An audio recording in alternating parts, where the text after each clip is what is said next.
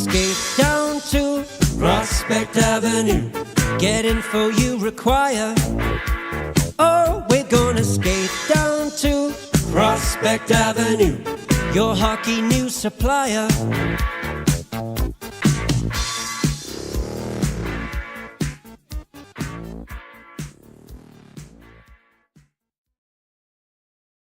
All right, everyone, welcome back for another episode of the world-famous Prospect Avenue podcast. I'm your host, Chris Baker, here in the bunker in lovely Hamburg, New York. Hockey is back. The Prospects Challenge begins on Friday down at Lecom Harbor Center. Kicking things off will be the Bruins and the Penguins at noon, followed by a 3:30 face-off between the Ottawa Senators prospects and the New Jersey Devils. The Sabres will take the ice to put a wrap on Friday's action at 7 o'clock with their first game of the Prospects Challenge against the Columbus Blue Jackets. The Sabres will then return to action on Saturday evening with another 7 o'clock puck drop for a game against the New Jersey Devils. The teams will get Sunday off to watch football, rest their legs, and they'll finish things out on Monday. The Sabres will put a bow on the Prospects Challenge with a 5 o'clock face-off against the Pittsburgh Penguins. You may recall last year it was that Monday game against Pittsburgh where Matthew Savoy was injured in the very early goings of that game. The Sabres will look to avoid catastrophe this year in their game against the Penguins and hopefully come out with a better result as well. So thought we'd get together tonight. Nothing crazy. It'd be a quick podcast, but I'd like to talk a little bit about the Sabres lineup, maybe some ideas, at least in my mind, of what some line combinations could be and some looks on special teams. But even before we get into that, thought we'd just do some quick highlights and call out some key players for the three teams that the Sabres will be facing this week. So with that game against the Blue Jackets on Friday, a couple fun forwards that I've really enjoyed watching as they've come up through the ranks, and that's Gavin Brindley. You may recall him from the University of Michigan, smaller, speedy, pesky, really involved forward. He's turning pro this year. We'll get a look at him with the Blue Jackets in their 3 games at the Prospects Challenge. Another energetic, very involved forward that I really enjoyed watching during his time in the Quebec Major Junior League, and that's James Malatesta. Always out there making a difference. Really, really like Malatesta's game. He'll be a fun one to watch as well. Just out there making plays, bringing speed and energy in all 3 zones of the ice. Another player that I really have enjoyed watching, especially in his draft year, he's centerman Luca Del Bel Belouz from the Ontario League. He's a really gifted playmaker, really good around the net, not super physical, but really good hands, really good range to his game, really good puck control. Really enjoy watching him play. So kind of a nice mix that the Blue Jackets are bringing up front. A lot of different skill sets, good blend of smaller speed guys with some guys that have some size. And on the back end, 2 really good Western Hockey League defensemen that I've enjoyed watching. One is almost like a fourth forward, and that's Denton Mateychuk. You may recall Mateychuk from his time with Team Canada at this past World Junior Championship, just piling up points.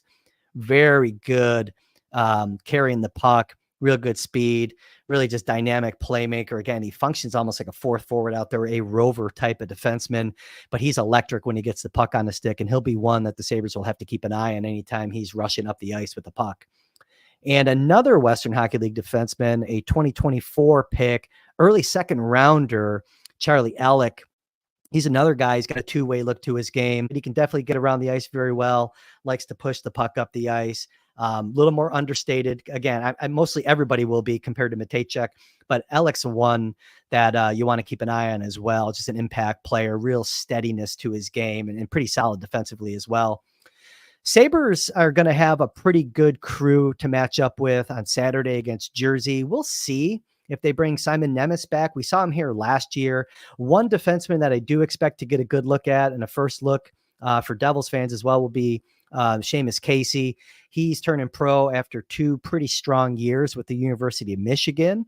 Another national team development program product, really good skater on the back end. We'll see what kind of game he brings out of the gate here in his first NHL training camp. We'll be expecting to see Chase Stillman as well. We saw Stillman here with the Devils prospects last year, had a good year in Utica, just a really, do it all, hard working forward. Just really out there leading by example. I like his game, just a really honest effort player. Got the NHL bloodlines. You could see it in his game. And I think they did really well. The Devils did in the 6th round a couple of years ago. We saw Josh Philman last year. He went back to Swift Current, had a pretty good season in the Western League. Just a big goal scorer, big body, pro size. We'll see what he looks like here coming back for his second Prospects Challenge as well. Pittsburgh. So the game on Monday, it's going to be a good one. Penguins fans are definitely going to get their first look at recently acquired Rutger McGroarty, who came over from Winnipeg in that trade just a few weeks ago, where the Penguins sent Braden Yeager, who was pretty solid in the past couple of years with the Moose Jaw Warriors in the Western League. I really like Yeager. I thought that he was a perfect player for the Penguins system, but that's what they had to give up to get McGroarty. So Penguins fans will be getting their first look at Rutger McGroarty this week as he turns pro, coming out of the University of Michigan. Joining McGroarty up front is another exciting, electric Russian forward, and this was one of the key pieces that came back to Pittsburgh in the Jake Gensel trade, and that's Vasily Ponomarev. So I like this player. We saw him in the Quebec League, did some good things last year in the American League. You can see why he was going to be a critical component in that trade if Gensel was going to go to Carolina. So we'll see Ponomarev there. I already mentioned McGroarty. And then on the back end, big, rangy, a player that was raw in his draft year, another Swift Current Bronco, and that's Owen Pickering. He should be leading the Penguins D-core. So some good skaters there to watch in all 3 games on the opposition side. And Pittsburgh also, I wanted to mention, I don't know if we'll see him. Obviously, it's hard to tell right now if we're going to see him in the game against the Sabres on Monday. But if so, I'll be really excited to see Sergey Mishev, who was a 4th round pick a couple of years ago, but he's going to be turning pro this year. Likely will land in Wilkes-Barre Scranton. And just coming in off a really, really good year in Russia last year with the Loco system split between their MHL and KHL club. Save percentage was over 92, just was really rock solid. Not huge, about 6'1", 6'2", but really talented goaltender. So we'll be interested to see what he looks like here in the action that he gets this weekend in Buffalo. All right, enough about the opponents. Let's get in and talk about the Sabres. As we did last year, put together a little slide deck here for those watching on YouTube, but I won't make it too painful for those listening on Apple or Spotify or wherever you get your podcast. And before we begin, by the way, if you could on YouTube, like this video, subscribe to this channel if you haven't already. Likes are good, and always leave a comment as well, if possible. Tell me who you're looking to watch, both for the other teams or who you're most excited about to watch for the Sabres here at the Prospects Challenge. So I wanted to start off, and we're just going to cover real quick the prospects that won't be in action first. So on the screen here, for those watching on YouTube, these are all the Sabres draft picks that are playing abroad that will not be in training camp this year. And I'll just go through each of them real quick. In Liga, reigning Liga Rookie of the Year, Viljami Marjala, the number 1 centerman for TPS Turku. He's currently injured, not in training camp this year, not under contract. He will not be in attendance. If you've been paying attention to SabresProspects.com or the Sabres Prospects Twitter feed, you know damn well how hot of a start Seska winger Prokhor Poltapov is off to with 7 points in his first 3 games of the KHL season. He's in the final year of his KHL contract, and he will obviously not be in attendance this year. But there are a few Russians that will be out there, names you're familiar with, and we'll get to them here in a second. Sabres have a couple prospects that'll be playing in the SHL this year, some later round draft picks. William von Barnekow, who's going to be a lower line player for Malmo, and Linus Shodin, who presently in preseason has been mostly the 4th line centerman for Rogla. He's popped in a couple goals this preseason. This is the final year of his signing rights. I believe this is the final year. I'll have to check, actually. But he's popped in a couple goals this preseason. Real good 2-way player, but he won't be in camp. And Hockey Allsvenskan, talked about him on the last episode of Prospect Avenue. Topias Leinonen, he'll be fighting for some net time this year with Mora IK. He's off to a good start with 3 wins in his first 3 starts there in exhibition play for Mora. In the 3rd division in Sweden, some later round draft picks. It's Gustav Karlsson. He'll be playing with Falu this year. Joel Ratkovich Bernson. We'll be talking about him down the road because he landed with Kristianstad last year in Hockey Etten. And well, I'm not sure what the story is there with that team. They lost their license, I think, due to some financial issues, and not exactly sure where Radkovich Bernson's going to be playing this year. The NCAA, the Sabres are loaded with collegiate prospects. So Maxim Sturbach at Michigan State, he'll be solidly in the Spartans' top 4 this year.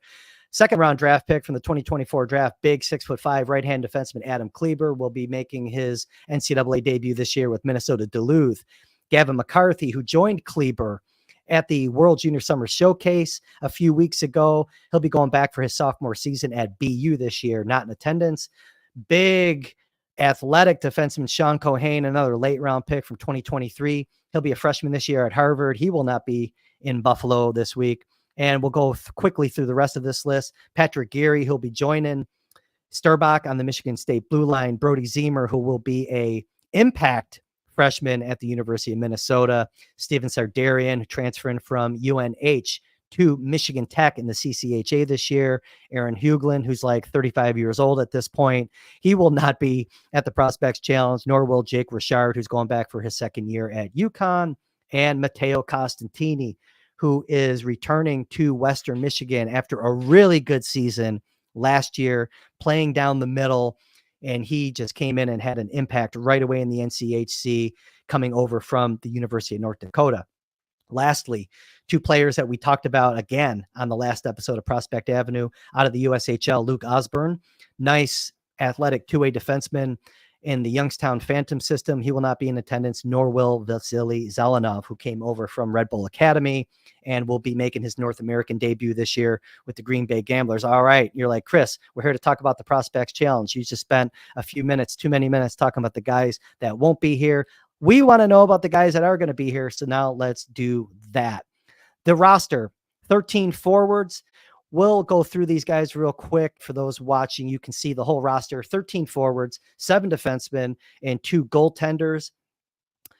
Couple here to call out. A lot of Rochester Americans on this roster. Ty Cheveldayoff, who was a Spokane Chiefs forward, big physical guy. He's going to be doing his first year pro this year, signed to an Amerks contract, as is Riley Fidler-Schultz, Konsta Helenius, Alexander Kizikov, Tyson Kozak, Yuri Kulik, 4 Rochester Americans right there in that block. Ethan Miedema, who's going to be going back to Kingston in the Ontario Hockey League for his second post-draft season this year, needs to have a big year. It'd be nice to see him get off to a nice start by having a really good Prospects Challenge. He was a guy that started to look a little more comfortable as the 3 games went on last year, had a really good start to his season in Kingston last year, and then just kind of was hot and cold, little inconsistent. So you want to see Miedema smooth out his consistency this year, certainly having a good camp experience, knowing what to expect in his second Prospects Challenge should lead to good things as he returns to Kingston.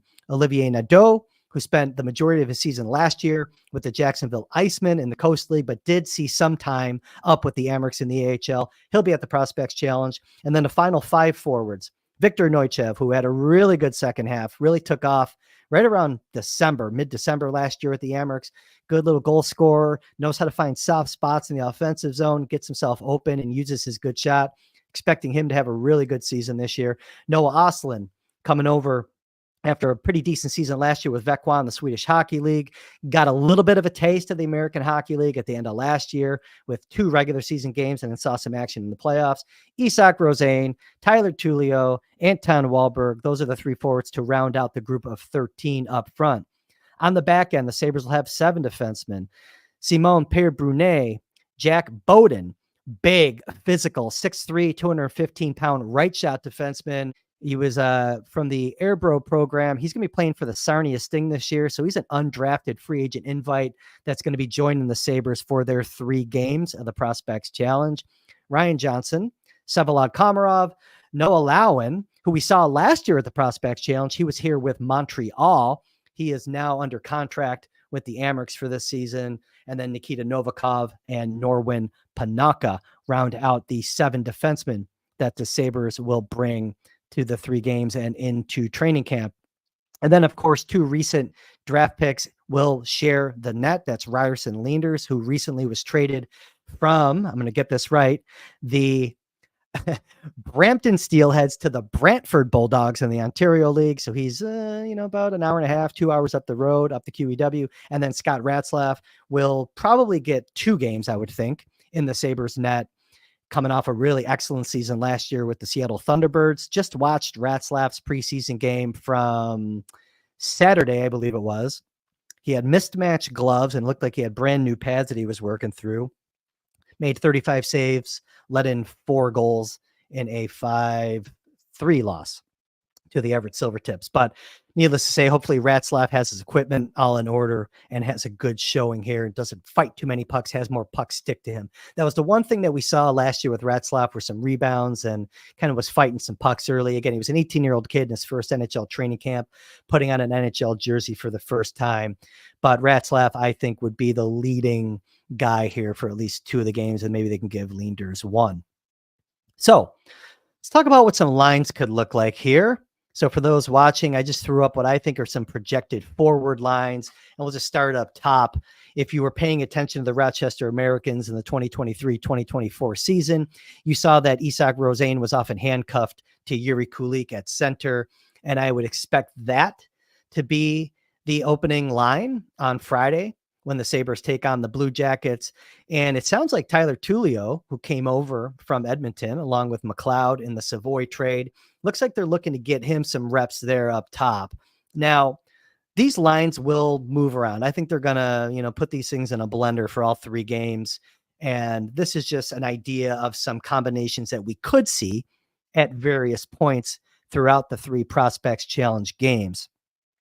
The second line's kind of interesting because I have what I consider the 2 most complete centermen that the Sabres have in the prospect ranks together, and that's Konsta Helenius and Noah Ostlund. I have them together on a line with Ostlund actually on the left wing and Helenius at center. Helenius definitely a true center. I don't expect him to see much wing in his entire career, but Ostlund's a guy that I think is just better off at center. But really, the way that the lines were built, I think that they want to have the talent together. And Ostlund, we saw him come in and play left wing in his first couple of games at the end of the season when he got to Rochester last year. Didn't play any center, I believe, in his tour duty there at the end of the year last year. I could see Ostlund again getting some center time at some point in this tournament, but for the sake of this exercise, I have him paired with Helenius, with Wahlberg out on his off wing. Wahlberg's a left shot. We saw him play a lot of right wing last season with the Malmö Redhawks in the Swedish Hockey League. The Sabres are going to have some guys on the off wing here, just with the heavy left-handed sticks that they have in the system. So Rosén, Kulik, Tullio, Ostlund, Helenius, Wahlberg, and then a third line of Alexander Kisakov with 2-way hardworking defensive-minded centerman Tyson Kozak down the middle and Viktor Neuchev. So Kozak flanked with 2 Russians. Neuchev's a guy that played predominantly left wing last year. Again, throwing him on the off wing to see how he looks on that side. Lastly, on the fourth line, and again, things can change. I think Miedema at some point could get moved up. He's a guy, that maybe you can swap out with Kisakov and get him some reps opposite Neuchev in this tournament at some point. But I have Miedema on the left side with Riley Fiedler-Schultz and Olivier Nadeau on the right side with Ty Cheveldayoff mixing in at left wing and likely in that fourth line spot. So defensive pairs, as we just go through this, I have Johnson with Komarov. That's a left shot, right shot pairing. Same thing here with Nikita Novikov and Simon Pierre Brunet. Brunet's a right shot. Ideally, it would have been fun just from a familiarity perspective to put Brunet and Komarov together, but it looks like Johnson and Komarov would be a pair that they're going to roll with. I think they skated together as a pair in the opening practice. I'm recording this here on Wednesday, September 11th, by the way. And then lastly, Norwin Panaka. I can see him mixing in with Noah Lowen and Jack Bowden as a bottom pair with, again, Ratzlaff and Leenders in net. All right, and lastly, let's close things out with some power play and PK units. Just proposed looks. Kind of played around with some different combinations. And on the PP, we're going to go with a 1-3-1. We're going to start by putting Anton Wahlberg on the first unit in front of the net with Helenius on the left side, Isak Rosén in the bumper, And of course, Yuri Kulik with the big left-handed bomb of a shot on the right-hand side. I like the idea of putting Novikov at the top of the box. I thought about putting Komarov there, toyed around with that idea, but I do think that Novikov is a guy who, you want to see him continue to blossom with his attacking style and have some more confidence to play with skill players and get involved in the offensive side of the game. Thought it'd be really fun to put him with those 4 talented forwards on that PP1 unit. Again, interchangeable. I mean, you could put Ryan Johnson there also just due to his sheer skating ability, but I want to keep him reserved for some PK time as well. On PP2, this is where it gets kind of interesting. I'm putting Ethan Miedema in front of the net. He's around the net a lot on the power play in Kingston. Big body, kind of like Wahlberg with a big body in front of the net on PP1. I'm deploying the same type of strategy by putting Miedema there in that position on the second power play unit. Putting Tyler Tullio on the left side. Really gifted goal scorer. He's got a good shot. I think he could be a weapon there. I originally had Kizikov slated in that spot, and we could see Kizikov as a mix and match power plays throughout the tournament, get some time on a power play unit. But for this exercise, I elected to put Tullio there, especially since you're already seeing him get some looks, at least on the first day of practice, with that Rosane Kulik combo at even strength. So Tullio on the left side, putting Neuchev in the bumper. I think that could be an interesting look with Noah Ostlund flanked on the right side. If you go back to Vekwa's season last year in the Swedish Hockey League, Ostlund's power play time was on the right-hand side, really good at running point from that right flank, and putting Komarov up top to make himself available to use that big, heavy, low right-handed shot from the point that we saw him use very often on the power play in his last couple of seasons in the Quebec Junior League. So Ostlund's a guy, I really tried to fit him in that top unit, was just trying to have a hard time. I mean, you could go 5 forwards and put Ostlund there on that unit, but I think for this exercise, putting him on the right side there where he's comfortable playing, and that's Kulik's spot for sure on PP1, it made sense to put Ostlund and stash him there on PP2. As far as penalty killing units, I like the idea of, again, getting Tullio some looks, especially if they go Kizikov on PP2 and Tullio isn't a primary option on the power play. Definitely like Tullio with Kozak on a penalty killing unit to use his speed, but also to kind of get him to start shifting his role. And this is a player, with so many skill players, opportunities to play are going to be maybe tricky at times for Tyler Tullio as he joins the Amerks this season. And maybe he's a guy kind of like what we saw with Isak Rosane, especially last year, picking up some penalty kill time. Tullio's a guy as he evolves and tries to bring more value to the Sabres organization. If he could take on some PK responsibilities, that could be a good thing for his career while he's in the Sabres organization. And maybe that energy could start this week at the Prospects Challenge. So Kozak and Tullio, or maybe even Kizikov, honestly, as PK1 with Panoka and Lowen as a defensive pair on PK1. PK2 was where I put Olivier Nadeau and Riley Fiedler-Schultz with that Johnson-Komarov pair just to throw them out there. Look, I think these PK units, it's going to be mix and match throughout all 3 games. I think the whole even strength lines, the power plays, everything's going to be mix and match. I just wanted to kind of put this together to give you an opportunity of some combinations and how I would approach it if I was running the bench for the 3 games of the Prospects Challenge. It's probably best that I'm not, but needless to say, it's always fun to do things like this, and I thought that we would do that again here. That's it for this week. If you could please, on your way out, again, like this video, subscribe to the channel. If you're listening on Apple, Spotify, or wherever you get your podcasts, if you could please give Prospect Avenue a 5-star review. It helps boost things and keeps things moving in a good direction here on the Prospect Avenue side of things. I'll be down there at the rink for all 3 games. If you bump into me, please do say hello.